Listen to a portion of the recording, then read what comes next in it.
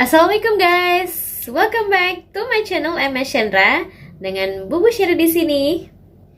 Kali ini Bubu akan mereview sebuah buku yang berjudul Avenir. Sebelumnya Bubu mau menjelaskan terlebih dahulu bahwa ini ada dua buku ya.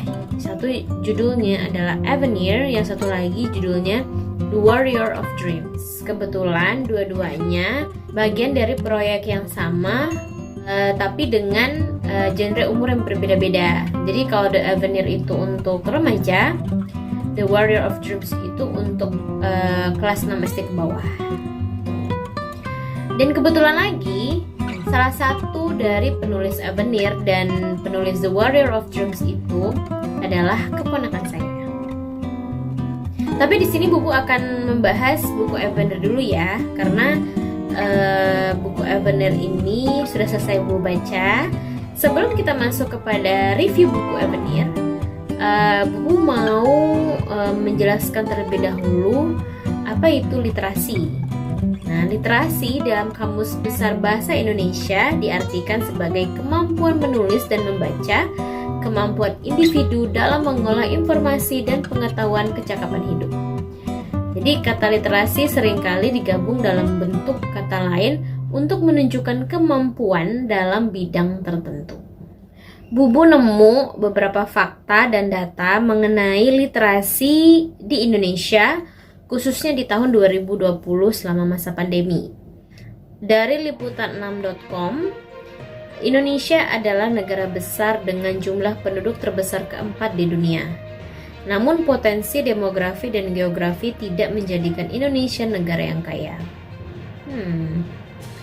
Dukungan dan perhatian yang kurang dari pemerintah daerah dianggap salah satu kendala perkembangan perpustakaan dan minat baca belum membaik. Sudah banyak penelitian internasional yang mengatakan minat baca orang Indonesia itu rendah. Dalam berbagai kesempatan, Perpustakaan Nasional menegaskan bahwa bukan bahan bacaan yang kurang, tapi ketersediaan akses terhadap bahan bacaan, apalagi mayoritas penduduk tinggal di daerah pelosok dan terpencil. Bubu juga nemu dari website Rakyat Merdeka November 2020, Indonesia menduduki peringkat ke-16 dengan lama waktu membaca per minggu rata-rata 6 jam. Peringkat Indonesia ini jika dibanding dengan hasil riset serupa dari NOP World Culture Index Score pada tahun 2018, kegemaran membaca masyarakat Indonesia berada pada urutan ke-17 dari 30 negara yang diriset. Artinya, pada situasi pandemi di tahun 2020 ini, peringkat membaca Indonesia naik. Namun, tingkat rata-rata membacanya tetap, yaitu 6 jam per minggu. Fakta yang ketiga yang Bubu temukan dari website thedigitalreader.com. Di sini dia menjelaskan terlebih dahulu ya bagaimana evolusi literasi itu. Jadi tahun 1820 hanya 12% penduduk dunia yang bisa membaca dan menulis. Kecil sekali ya persentasenya. Jika dibandingkan dengan hari ini, ada sekitar 86% orang yang sudah bisa membaca dan menulis. Ini untuk data untuk seluruh dunia ya. Negara yang paling banyak menerbitkan buku setiap tahunnya adalah Cina, Amerika, United Kingdom, Jepang, Rusia, Jerman, dan India. Untuk Asia Pasifik, penduduk yang paling tinggi literasinya adalah Singapura, yaitu berkisar 99,93%. Dan yang mencengangkan adalah penduduk wanita di Singapura lebih banyak yang suka baca buku dibandingkan dengan pria, yaitu dengan perbandingannya 75% dibanding dengan 59%. Jadi guys, sampai sekarang pun minat baca orang-orang Indonesia ini masih rendah ya. Tapi kalau menurut Bubu ya, mungkin untuk di perkotaan, penduduk Indonesia sudah bisa membaca tidak hanya dari buku tapi juga dari elektronik atau digital gitu kan. Sudah banyak ya yang kayak e-book atau misalkan website dari media gitu, atau bahkan di medsos pun orang suka share artikel-artikel ya, seperti di Twitter, Facebook, dan Instagram gitu. Yang kita harus concern adalah Indonesia itu penduduknya sekitar 250 juta lebih, bahkan sekarang sudah naik 260 juta lebih. Ya ternyata bukan masalah minat bacanya yang kurang, tapi ketersediaan buku di daerah-daerah yang terpencil dan terpelosok gitu.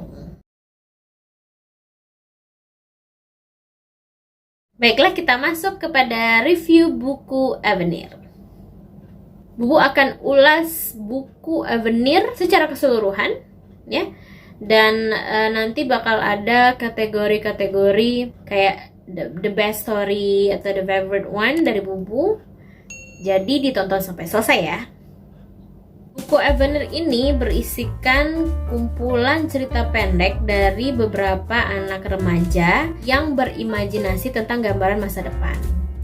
Range umurnya itu antara 12 sampai 18 tahun. Jadi diperkirakan dari kelas 1 SMP sampai kelas 2 SMA. Dan penerbitnya dan sekaligus editornya adalah Wonderland Publisher. Para penulis buku ini dikoordinir oleh Coach Vena Norlela, ya. Dari judulnya aja The Avenir. Dicari-cari di kamus bahasa Inggris yang pasti nggak bakal ketemu, ya. Karena ternyata The Avenir itu berasal dari bahasa Prancis yang artinya masa depan. Buku Avenir ini adalah buku antologi. Jadi guys, antologi itu artinya secara harfiah diturunkan dari kata bahasa Yunani yang berarti karangan bunga atau kumpulan bunga. Nah, adalah sebuah kumpulan dari karya-karya sastra. Namun, antologi juga dapat berarti kumpulan karya sastra lain seperti cerita pendek, novel pendek, prosa, dan lain-lainnya. Jadi ceritanya bukan bersambung. Jadi satu judul ya selesai gitu, ya. Nah, sebelum Bubu masuk kepada keseluruhan isi, Bubu ada beberapa kritikan nih. Yang pertama, jadi kan ada dua buku ya, The Warrior of Dreams dan The Avenir. Jadi dua-duanya itu dikoordinir oleh coach yang sama, yaitu adalah Coach Vena. Kedua buku juga tidak ada profil dari Coach Vena itu sendiri. Padahal Bu penasaran ya, sayangnya tidak ditulis profil dari Coach Vena tersebut. Ya, sebaiknya ditulis juga siapakah Coach Vena itu. Terus yang kedua, mungkin ini sedikit ada yang harus diedit, yaitu kata pengantar dari tim koordinator kedua buku ini harusnya jangan di copy paste semua gitu, karena terdapat kesalahan bahwa jumlah penulis di The Warrior of Dreams itu 23. Nah, tapi di Avenir juga dituliskan di sini 23 juga. Harusnya The Avenir itu yang nulis ya cuma 15 penulis kan. Nah, itu aja sih yang Bubu baca. Yang Bubu baca ada sedikit kesalahan. Terus yang ketiga adalah mengenai biodata penulis. Kan ada profil 15 penulis ya di Avenir. Jadi kan ada ya 15 penulis dalam buku ini. Nah, sebaiknya untuk membuat biodata para penulis dibikin standar format seperti nama, umur, sekolah, hobi, dan cita-cita, lalu harapan terhadap buku ini. Lalu ada fotonya. Jadi semua penulis itu sama isi informasinya. Kalau yang sekarang ini yang Bubu baca itu beda-beda. Ada yang singkat, ada yang panjang banget, ada yang ya sekedar menjelaskan gitu. Setelah kita bahas kritikan-kritikan dari Bubu, di sini Bubu juga menemukan poin-poin plus dari buku Avenir ini. Yang pertama adalah cover gambarnya bagus,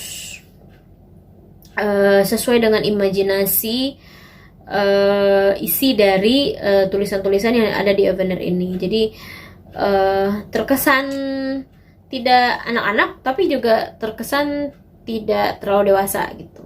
Jadi remaja gitu, benar-benar. Yang kedua, ide cerita dalam buku ini bervariasi banget, benar-benar variatif. Jadi kita yang baca tuh nggak bosen gitu, nggak tentang itu aja gitu. Tapi beragam, berbagai cerita, dan itu bagus banget. Jadi Bubu kan sudah baca ya semua isi cerpen-cerpen yang ada di Avener ini. Bubu bacanya sangat hati-hati, sangat detail, sehingga Bubu merasa perlu memberikan apresiasi untuk 3 kategori. Tapi ini versi Bubu ya, jadi jangan istilahnya kalau judul cerpennya tidak masuk ke dalam 3 kategori bukan berarti jelek gitu, bukan. Tapi ini versi Bubu. Setiap pembaca kan pasti punya versi the best story-nya masing-masing ya. Karena cerpennya fiksi, sangat imajinatif, jadi Bubu punya favoritnya sendiri cerpen-cerpen anak-anak remaja ini. Yang pertama kategorinya adalah ide cerpen yang kreatif. Jadi idenya yang Bubu nilai gitu. Yang kedua adalah cerpen favorit. Nah, cerpen favorit ini tidak hanya ide yang kreatif, tapi juga mana tahu ide dari cerita ini bisa diaplikasikan di dunia nyata gitu. Dan yang ketiga adalah cerpen terbaik. Nah, cerpen terbaik ini mulai dari ide, dari tata bahasa yang rapi dan bagus, dan alur cerita yang jelas. Menurut Bubu itu masuk kategori yang cerpen terbaik di buku Avener ini. Untuk kategori cerpen favorit, Bubu paling suka adalah judulnya Anything Can Happen. Ya, ceritanya sangat imajinatif. Bubu tuh kayak membayangkan gitu, kira-kira idenya cerita ini tuh bisa nggak ya diaplikasikan di dunia nyata. Gak zaman sekarang sih, tapi bisa jadi ketika ananda-ananda yang menulis di buku ini sudah dewasa ya, mana tahu bisa mengaplikasikan ide-ide dari ceritanya gitu. Ceritanya tuh tentang ini loh, ditulis oleh Mahabah Ayu Nadif ya. Ini cerita tentang anak-anak SMP yang ikut perlombaan teknologi ya, dan harus menciptakan inovasi-inovasi dari sebuah teknologi. Dan dia ini menggambarkan papan seluncur. Nah, papan seluncur ini melayang dan dijadikan alat transportasi kecepatan yang cepat gitu. Jadi bisa dijadikan alat transportasi, bukan hanya sebagai untuk olahraga gitu. Kira-kira seperti itu. Kalau misalkan Bubu bacain semuanya jadi spoiler dong. Jadi beli bukunya dulu ya, habis itu baca. Terus yang kedua adalah kategori ide cerpen yang kreatif. Ya, jadi idenya ya, walaupun ada beberapa yang harus diperbaiki seperti tata bahasa Indonesia, lalu alur cerita yang terlalu cepat gitu ya, tapi itu bisa diperbaiki dan dilatih terus menerus gitu.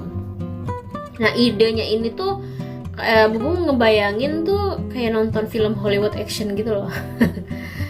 Untuk kategori ide cerpen yang kreatif versi Bubu adalah The Last Hack War.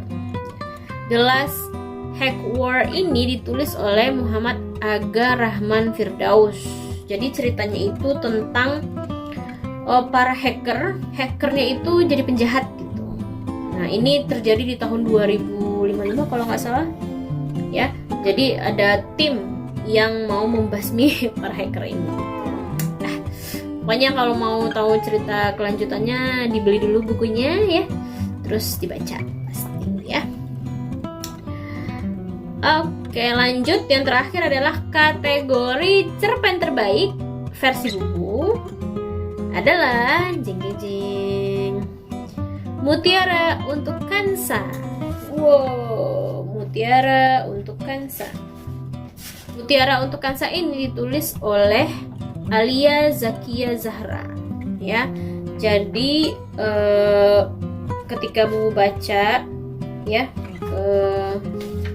Mutiara untuk Kansa ini, tata bahasanya itu rapi sekali, dan alur ceritanya jelas. Isi cerpen ini tentang motivasi hidup untuk meraih keberhasilan dengan cara sungguh-sungguh.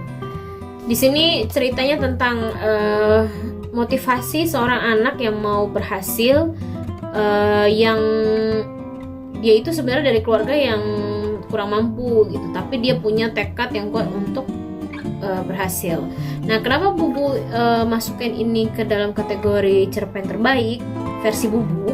Karena alur ceritanya jelas, tata bahasanya rapi gitu, dan ide ceritanya itu memang sebenarnya sederhana gitu. Namun Bubu nggak tahu ya, pas Bubu baca cerpen itu tuh sepertinya dia ingin seperti itu gitu, ingin menjadi orang yang sukses seperti yang dia gambarkan di ceritanya. Jadi kayak Bubu merasakan gitu bagaimana kesungguhan anak ini untuk menggapai cita-cita gitu.